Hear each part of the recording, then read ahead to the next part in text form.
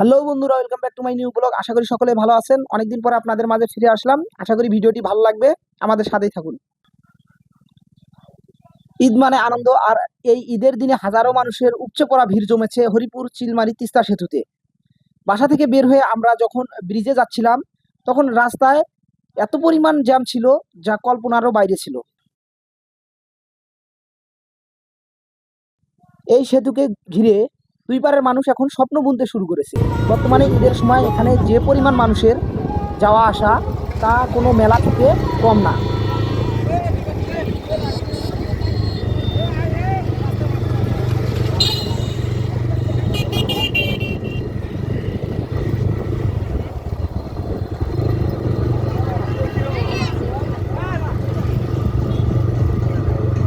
ওরে সালা রে, দেখ কেমন দেখ মানুষ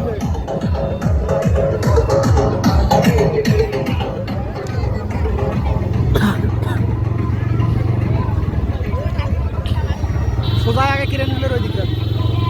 ব্রিজের সামনের কিছু রাস্তা চায়না কর্তৃপক্ষ এখনো পাকা করেনি, যার ফলে অতিরিক্ত যানবাহন ও মানুষের কারণে ধুলাবালির পরিমাণ অনেক বেশি এখানে।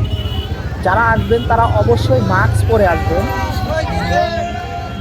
মাথায় টুপি কিংবা ক্যাপ পরবেন, তাহলে ধুলাবালি থেকে অনেকাংশে রক্ষা পাবেন।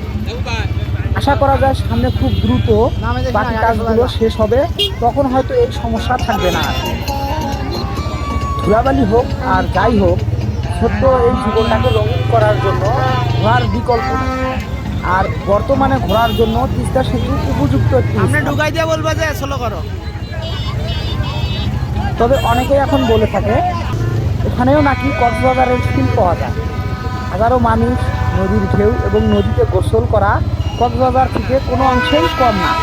অপর পাশে এখানে ঘুরতে এলে কক্সবাজার থেকে অনেক টাকা কম খরচ হয় এবং টাকা সেভ করা যায়। ডাইরেক্ট যাইছি নাম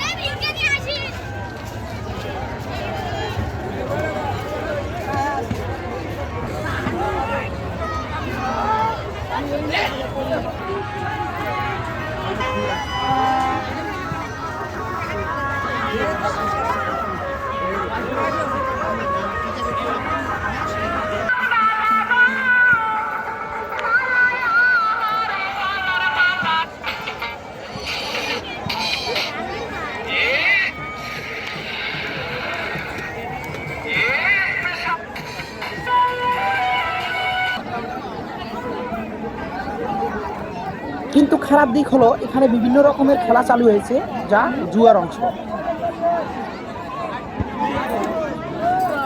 যারা গাইবান্ধা কিংবা আশেপাশের এলাকায় থাকেন তারা অবসর সময় কাটানোর জন্য এখানে ঘুরতে আসতে পারেন।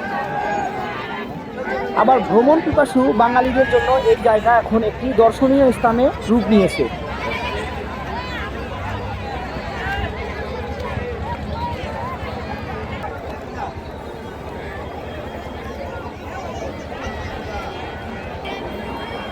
ঈদের 7 থেকে 10 দিন এখানে প্রচুর জনসমাগম হয়ে থাকে। না আসলে এখনই চলে আসতে পারেন। আসার সময় চরম ভোগান্তিতে পড়েছিলাম। যাই হোক, খুব একটা ভালো সময় কাটিয়েছি আমরা।